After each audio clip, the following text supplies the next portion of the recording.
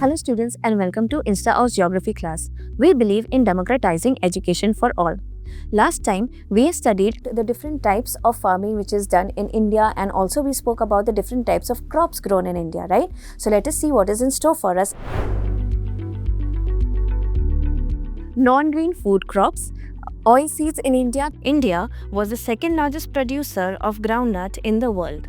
Oilseeds cover 12% of total cropped area in India. India was the third largest producer of rapeseeds in the world. Main types are groundnuts, mustard, coconut, sesame, soybean, castor, cotton, linseed, sunflower. So these are some of the non-grain food crops. Correct. Now uses, where it is used in cooking, then soap, cosmetics, ointment. All these things are made the raw material of these seeds. Right. So now groundnut. Talking about groundnut, it is a kharif crop, and 50% of oilseed in India it is groundnut itself. Right. So top states that grow groundnut are Gujarat, Rajasthan, and Tamil Nadu. Linseed and mustard, rabi crops. Sesame, kharif crop, especially in north, rabi crop in south. Then castor, both rabi as well as kharif crop. Tea cultivation, it is done in mostly plantation type, right? It is a plantation type of agriculture. If you see, we have studied about what plantation is, right? Initially, it was started by British in India. Now, it is completely Indian owned. Grows in tropical and subtropical regions, right? The climatic condition is tropical and subtropical. It needs deep, fertile and well-drained soil. So, well-drained soil is the soil which can percolate water properly, and it also drains, the water. Requires warm, moist and frost-free climatic condition, right? So frost is, it shouldn't be completely covered with frost. So then if it does, then the tea crop is spoiled, right? So even showers promote growth. Even showers means proper rainfall, not very heavy rainfall also and not very less also. Then labor intensive, more of labor are required over here. Manual work is done. You must have seen people plucking the tea leaves, right, in the basket that they put behind their bags, and they pluck the tea leaves, right? So a lot of skilled labor over here is required as well. Processed in gardens. So then it just doesn't end over there at the farm. Only the leaves are being plucked over there. Afterwards, a lot of processing is involved till you actually get your tea bags. Now, major states that produce tea are Assam, West Bengal, Tamil Nadu and Kerala. Apart from this, the states like Himachal Pradesh, Uttarakhand, Meghalaya, Andhra Pradesh and Tripura also grow tea. If you see, second largest producer after China. So, we have reached the second largest in the year 2020. We are the second largest producer of tea, first being China. This is how tea cultivation looks like. See, I told you how they have the basket behind them and they pluck the tea leaves. Alright, now the next is coffee. Coffee in India renowned for high quality. Yes, we are known for high quality coffee that we grow. Arabica variety originally from Yemen. High global demand. So it is in high demand totally in the world. First cultivated in Baba Budan Hills, right? And then grown in Nilgiris, Karnataka, Kerala and Tamil Nadu as well. Now, horticulture in India 2020, again second in fruit vegetable after China. Again we rank the second. Tropical and temperate fruits are grown in India. So let's see what kind of fruits are grown. Mangoes, most of us favorites, right? In Maharashtra, Andhra Pradesh, Telangana, Uttar Pradesh, West Bengal, mangoes are grown. Talking about oranges, Nagpur is very famous as well as Cherrapunji. Bananas, again this is a plantation type of farming. This is done in Kerala, Mizoram, Maharashtra and Tamil Nadu. Then lychee and guava is also grown in India. Which states grow this is Uttar Pradesh and Bihar. Then pineapples in Meghalaya, grapes in Andhra Pradesh, Telangana as well as in Maharashtra. Apples, pears, apricots, walnuts are grown in Jammu and Kashmir and Himachal Pradesh. Vegetables, if we see, pea, cauliflower, onion, cabbage, tomato, brinjal, potatoes are also grown in large number in India. And now there is an interesting activity that you have to do. There are certain materials listed over here which are made up of rubber. It's like a rubber product. You have to add in your own. Okay, so like tires are made out of rubber. Then rubber bands, erasers, shoes. So these are something in in a daily thing. You can see it around you, right? So gloves, say rubber hoses, mats, seals and gaskets, bells, toys, medical supplies, rubber gloves and all these things, right? So you see it everywhere. You should add a little more of your own as well. Now, industrial crops are crops which are used in industries as a raw material, right? So these are mostly the cash crops, right? So the very first one is rubber. Rubber is grown as a crop on the field, but it is used in industries as a raw material. Some of the examples we have already seen in the previous slide. The equatorial crop grows in the equatorial region, also grown in tropical and subtropical areas. So equatorial, tropical and subtropical areas you will find rubber grown. It needs moist climatic condition, humid climate, humidity should be there. All right, 200 centimeters rainfall to 25, and the temperature should be like around 25 degree Celsius, right? And key industrial raw material. It is key raw material in industries. Major regions that grow rubber are Kerala, Tamil Nadu, Karnataka, Andaman and Nicobar Islands, and Garo Hills in Meghalaya. Fiber crops in India, cotton, jute, hemp, natural silk also are grown. Right now, let us understand this. Cotton, jute, hemp grown in proper cultivation takes place. Silk, on the other hand, is obtained from a silkworm's cocoon. From the cocoon, we get the silk. That entire process, it is known as sericulture. Coming to the next thing, cotton. Origin India, main raw material for textile industries. It has been used from years together. So main raw material in India for textile industry. 2017, in that particular year, it was the second largest producer after China. Grows in black cotton soil of Deccan Plateau. Very, very famous. The black soil, it is also known as the cotton soil, right? So black soil is required for cotton to grow, and this is found in Deccan Plateau of India. Needs high temperature, it needs light rainfall, proper irrigation facility, and it needs frost-free days. How many frost-free days? 210 frost-free days. Bright sunshine is required for this crop to grow properly. Then it is a kharif crop, 6 to 8 months to mature. So it takes a good amount of time to mature till you can actually harvest it, right? Major producers of cotton in India are Maharashtra, Gujarat, Madhya Pradesh, Karnataka, Andhra Pradesh, Telangana, Tamil Nadu, Punjab, Haryana and Uttar Pradesh. This is how a cotton crop looks like. Alright, the next industrial crop is jute. Known as the golden fiber. This is very important. It is known as golden fiber. Grows in well-drained. The soil has to be well-drained. It has to be fertile soil and of flood plains. Normally, the area where the river has flooded and formed plains, right? So that kind of fertile soil it requires. Needs high temperature for growth. So another thing, it needs high temperature. Major producers of jute are West Bengal, Bihar, Assam, Odisha, Meghalaya.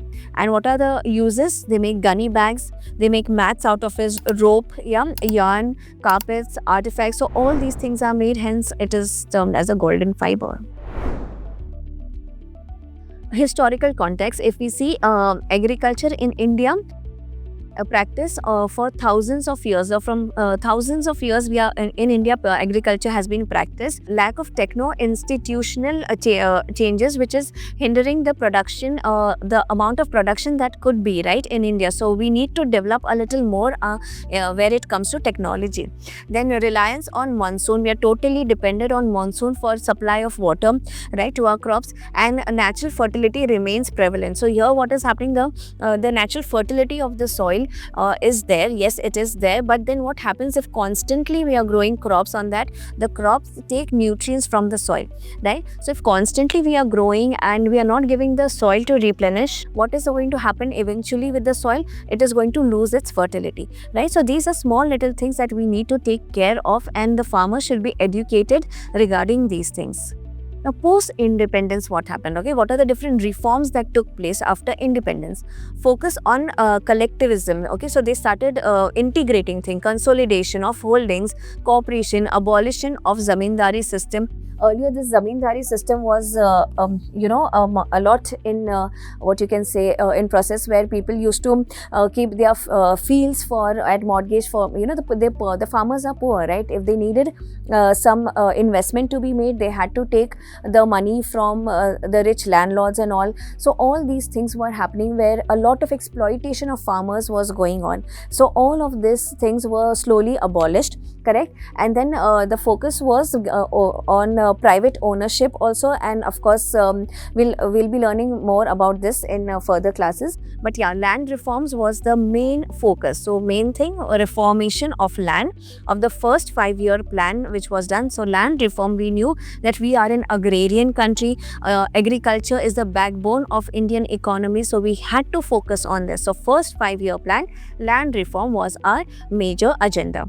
Then a fragmentation of land holdings addressed through consolidation. Now, what used to happen is the land holdings were normally fragmented. Like for example, say a farmer has 3 sons, okay, and he is having 3 acres of land. So he after because they are his heirs, so he will down distribute in those 3. Maybe those 3 sons have 3 more sons. So this is how what is happening. The fragmentations of land is taking, it's breaking down, and smaller land holdings are there. So this was also creating a problem in our country.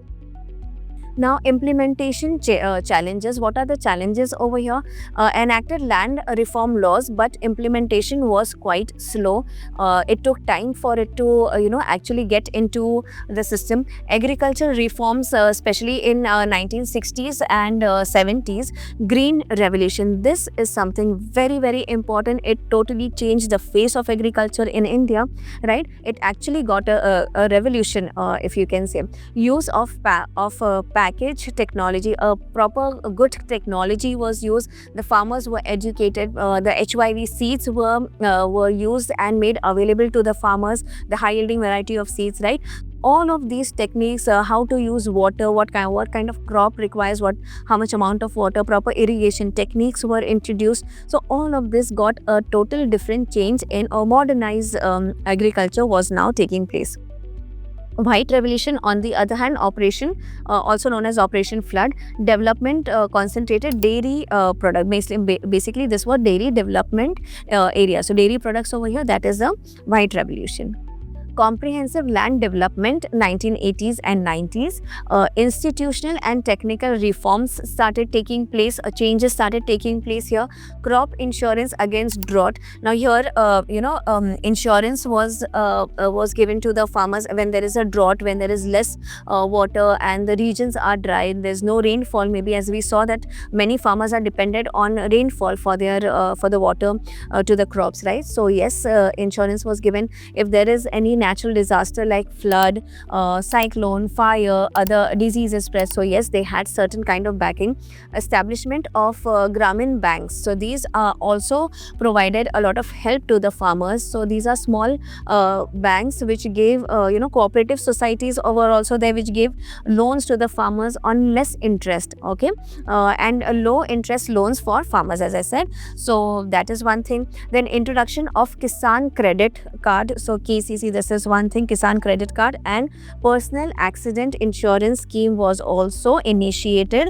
Now this was all done for the farmers so that they are also they can concentrate more on the proper cultivation of their lands. Now, comprehensive land development, 1980s to 90s, special weather bulletins and agricultural programs on radio and TV. This was also a great revolution that caused so proper, weather conditions which are prevailing. So this was all the forecast of the weather, that this was all published on the local radio, the television, so that the farmers are aware and they accordingly, they plan their developments in their field, right?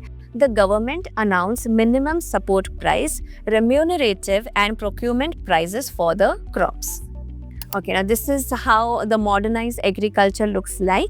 Look at the way they are providing water or maybe the fertilizers and all to the soil. Look at the land holdings; it is huge, right? So modern agricultural technology and equipments used in the farm.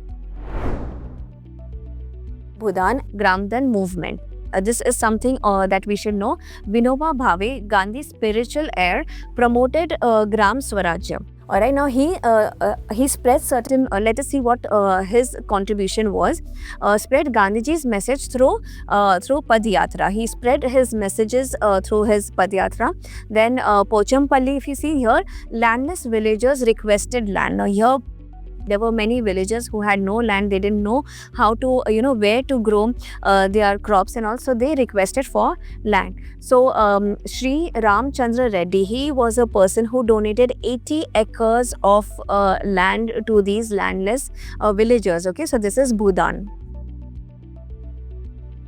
Now this expanded. So how did expansion of this take place? Vinoba Bhave promoted Bhudan and Gramdan across India. So he was promoting this across India. The Zamindars donated villages, that is Gramdan was done to them. Like a fear of land ceiling act prompted donations as well. So here people were donating as well. Impact. What was the impact to this? Known as a bloodless revolution. Let's quickly summarize what we have done in this chapter. We studied about the different crops which are grown in India. Then non-grain food crops we studied about.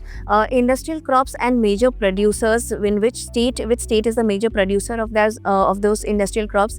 Agritech and its historical context. Also we studied about comprehensive land development we studied about, and what is Bhudan and Gramdan movement, the bloodless movement, what it is and its importance. I hope you have understood and enjoyed the session. Thank you and have a nice day.